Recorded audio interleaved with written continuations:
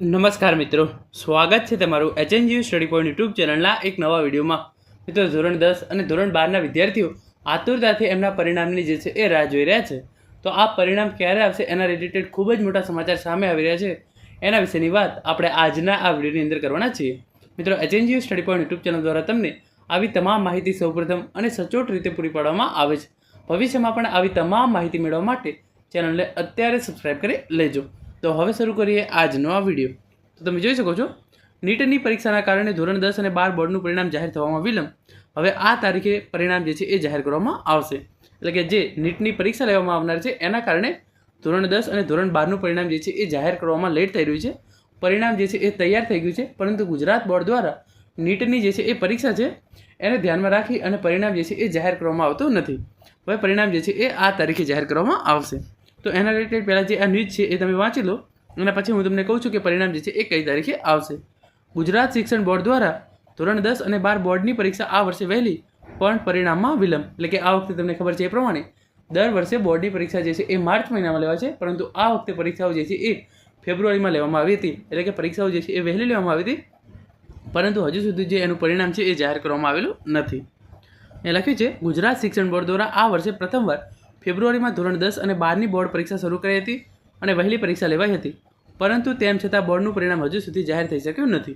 12 સાયન્સની પરીક્ષા 10 માર્ચે પૂરી થઈ ગઈ હતી, છતાં પરિણામ જાહેર નથી થયું. ત્યારે મળતી માહિતી મુજબ નીટની પરીક્ષાને લઈને બોર્ડ દ્વારા હવે 4થી બાદ પરિણામ જાહેર કરાય તેવી શક્યતા છે. એટલે કે નીટની પરીક્ષાને ધ્યાનમાં રાખી 4 મે પછી જે છે એ બોર્ડનું પરિણામ જાહેર કરવામાં આવે એવી જે છે એ શક્યતા રહેલી છે. એ લખ્યું છે આગળ પણ, રિઝલ્ટ હાલ આવે તો નીટ પરીક્ષા પર અસર થાય તે માટે હવે 4થી બાદ જાહેર થવાની શક્યતા. એટલે કે ગુજરાત બોર્ડ દ્વારા જે છે એ પરિણામની તમામ પ્રક્રિયા જે છે એ પૂરી કરી દેવામાં આવી છે. માત્ર ને માત્ર જે આ નીટની પરીક્ષા છે એના કારણે જ રિઝલ્ટ જે છે એ જાહેર થવામાં લેટ થઈ રહ્યો છે. ધોરણ 12 સાયન્સ પછીના મેડિકલ, ડેન્ટલ, આયુર્વેદ અને હોમિયોપેથી પ્રવેશ માટે આગામી 4 એપ્રિલે દેશભરમાં 4 મે અહીંયા એપ્રિલ લખાઈ ગઈ છે, 4 મે દેશભરમાં national eligibility cum entrance test એટલે કે નીટ એક્ઝામ જે છે એ લેવામાં આવનાર છે. ત્યારે હાલ ગુજરાતના હજારો વિદ્યાર્થીઓ નીટની છેલ્લી ઘડીની તૈયારીમાં લાગે છે.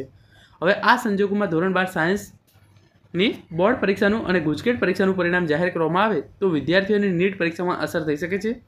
મેડિકલ પ્રવેશ સંપૂર્ણ રીતે નીટના આધારિત થાય છે, ત્યારે વિદ્યાર્થીઓ નીટ પહેલાં બોર્ડના પરિણામથી તણાવમાં ન આવે અને નીટની પરીક્ષા ન બગડે તે માટે હવે 12 સાયન્સનું બોર્ડ પરિણામ 4 મે બાદ જાહેર કરવામાં આવે, એટલે કે નીટની પરીક્ષા બાદ જાહેર કરવામાં આવે એવી શક્યતા છે. આ વર્ષે પ્રથમવાર ધોરણ 10 અને 12 બોર્ડની પરીક્ષા જે છે એ ફેબ્રુઆરીમાં શરૂ થઈ ગઈ હતી. ગત વર્ષ કરતાં 13 દિવસ જે છે એ વહેલી પરીક્ષા શરૂ થઈ હતી, જેથી બોર્ડનું પરિણામ જે છે એ એપ્રિલ અંતમાં જાહેર થશે એવું લાગી રહ્યું હતું. પરંતુ ધોરણ 10 અને ધોરણ 12 સાયન્સની પરીક્ષા જે છે એ 10 માર્ચે જ પૂરી થઈ ગઈ હતી, જેથી એપ્રિલ અંત સુધીમાં બોર્ડનું પરિણામ જે છે એ જાહેર થઈ શકે એમ હતું.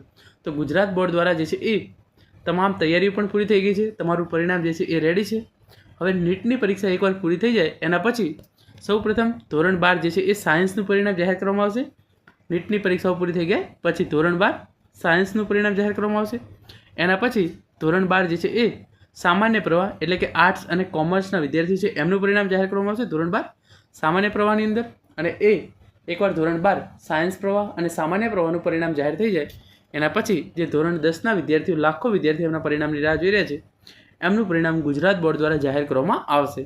તો હવે 4 તારીખે નીટની પરીક્ષા છે, તો 4 મે પછી જે છે એ ધોરણ 12 સાયન્સનું પરિણામ, એના પછી જે છે એ ધોરણ 12 સામાન્ય પ્રવાહનું અને અંતમાં ધોરણ 10નું પરિણામ જે છે એ જાહેર કરવામાં આવશે. તો મિત્રો, આ હતો આજનો વિડીયો, જેની અંદર આપણે બોર્ડનું પરિણામ ક્યારે જાહેર કરવામાં આવશે એના વિશેની અગત્યની માહિતી મેળવી છે. Thank you so much for watching.